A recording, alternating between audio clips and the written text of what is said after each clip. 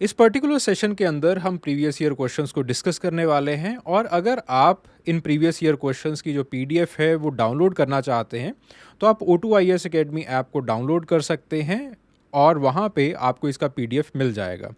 मैं step by step आपको guide कर देता हूँ that how you can download those PDFs. So जब आप O2IAS Academy ऐप डाउनलोड करेंगे, this is the interface of the app. वहाँ पे आपको स्टोर सेक्शन के अंदर जाना है। स्टोर सेक्शन में आपको बेसिकली ये कोर्स मिलेगा, anthropology answer writing UPSC mains 2024 course. इस कोर्स के ऊपर आपको क्लिक करना है। वहाँ पे आपको कंटेंट सेक्शन के अंदर जाना है। You will be opening the overview section. यहाँ से भी आप जो फ्री रिसोर्स है वो डाउनलोड करना चाहते हैं, बट कंटेंट सेक्शन के अंदर जाइएगा। कंटेंट सेक्शन में आपको फ्री रिसोर्स ये फोल्डर जो है वो मिल जाएगा। जो भी यहाँ पे पढ़ाया जाता है उसका जो पीडीएफ है that is freely available hair. ठीक है, तो वहाँ पे आप जाके फ्री रिसोर्स सेक्शन के अंदर आप इस फाइल को जो है वो डाउनलोड कर सकते हैं। And in addition to that यहाँ पे आपको जो वर्कशीट्स हैं वो भी प्रोवाइड की जाती हैं। और अगर आप हमारे साथ आंसर राइटिंग करना चाहते हैं तो आप इन वर्कशीट्स के अंदर दिए गए जो सवाल हैं उन सवालों को मुझे लिख के भेज सकते हैं। I will evaluate those questions and मैं उनका एवेल्युएटेड सोल्यूशन जो है वो भी आपको उसी के साथ भेज दूंगा। Describe the problems of universal definition of marriage. अब यहाँ पे what is the keyword problems, तो प्रॉब्लम्स के ऊपर ध्यान देना है आपको। ठीक है, सो आपने बताया that marriage is globally recognised institution embedded in the social fabrics of every culture and every society. ठीक है, however to define or defining marriage in a universal acceptable way ये जो है वो बहुत बड़ा चैलेंजिंग टास्क है। क्यों? Because of its diverse cultural, legal, religious and personal interpretations. ठीक है, तो इन्हीं चीज़ों के ऊपर हम आगे जाएंगे। In the introduction itself I have given the hint. तो traditionally it has been defined as the union between man and a women. Traditional जो डेफिनेशन है, जो वेस्ट सेंट्रिक जिसको हम मानते हैं डेफिनेशन को, but this definition has been challenged and expanded in the recent years. क्यों किया है? Because of the same sex marriage and other forms of partnerships. ठीक है, सो दिस इज एक अच्छी इंट्रो जो है वो हमने कर दी। क्वेश्चन भी समझा दिया, आंसर के अंदर हमें क्या मिलने वाला है वो भी हमने समझा दिया। Now what are the problems in the universal definition of marriage? The first problem it is as seen by even pictured, that is the cultural variations. ठीक है, सो मैरिज ऑल्दो ये जो है वो ग्लोबली होती है, वेस्टर्न सोसाइटी के अंदर ज़्यादातर हम मोनोगैमी को सही मानते हैं। Other cultures we do have the polygamy, जैसे इन सम केसेस ऑफ ओरन्स वगैरह पोलीगैमी होती है। मुंडास के अंदर भी कई कई केसेस के अंदर पोलीगैमी देखी जाती है। ठीक है, allowing the multiple spouse and polyandry is also there, हमने कल देखा था। ठीक है, और इस वजह से बेसिकली जो यूनिवर्सल डेफिनेशन ऑफ मैरिज है it becomes a challenging task. जैसे फॉर एग्जांपल इवन पिक्चर ने नुआर्स के अंदर स्टडी किया और उनको स्टडी करके उन्होंने दिखाया that there is a ghost marriage where a women marry another women and assumes the partner role.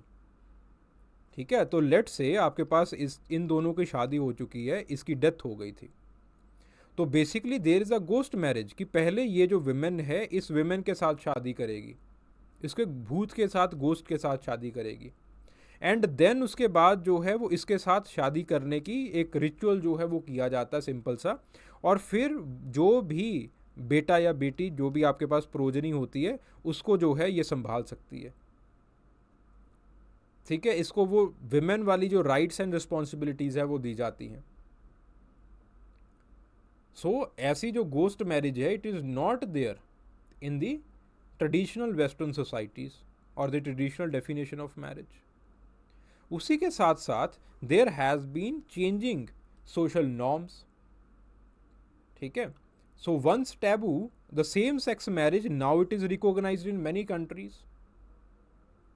तो जो एक ट्रेडिशनल मैरिज है उसके अंदर प्रॉब्लम आ जाती है, बिकॉज नॉर्म्स हमारी सोसाइटी के चेंज करते रहते हैं। जैसे काथ वेस्टर्न, उन्होंने बेसिकली बताया कि कैसे जो है वो LGBTQ कम्युनिटी की जो मैरिज है वो उसको डेफिनेशन ऑफ मैरिज के अंदर रखना बहुत इम्पॉर्टेंट था, कि हम डेफिनेशन को और ज़्यादा इंक्लूसिव कर सकें और ज़्यादा अच्छा कर सकें। देन उसके बाद इसी के अंदर there are certain legal considerations. ठीक है, the legal definition of marriage very significantly by the jurisdiction. जैसे for example LGBTQ marriages in some countries they are not recognized, in some countries they are illegal, but in some countries they are recognized as well as legal.